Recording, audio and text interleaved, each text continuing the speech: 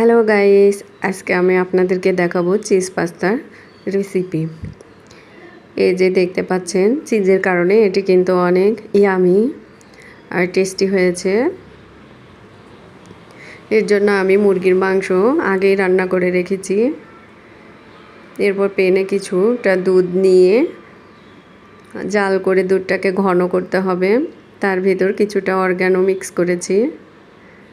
এরপর মুরগির মাংসটা ঢেলে দিয়ে ভালোভাবে নাড়াচাড়া করতে হবে। তারপরে সেদ্ধ করা পাস্তাগুলো আমি দুধের ভিতর ঢেলে দিলাম। পাস্তাগুলো ভালোভাবে নাড়াচাড়া করতে হবে, সবগুলো যাতে একসাথে মিক্স হয়। ভালো করে আমি নাড়াচাড়া করতে থাকবো।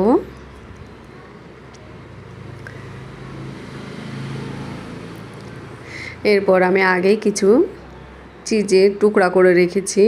চিজগুলো ভালো করে চারিদিক দিয়ে দিব। এরপরে নাড়াচাড়া করতে থাকবো যাতে সবগুলো চিজ পাস্তার ভেতরে ভালোভাবে যেতে পারে। এর জন্য চিজের কারণেই কিন্তু অনেক টেস্টি আর ইয়ামি এই পাস্তাটা।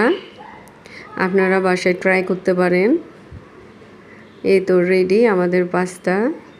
আল্লাহ হাফেজ।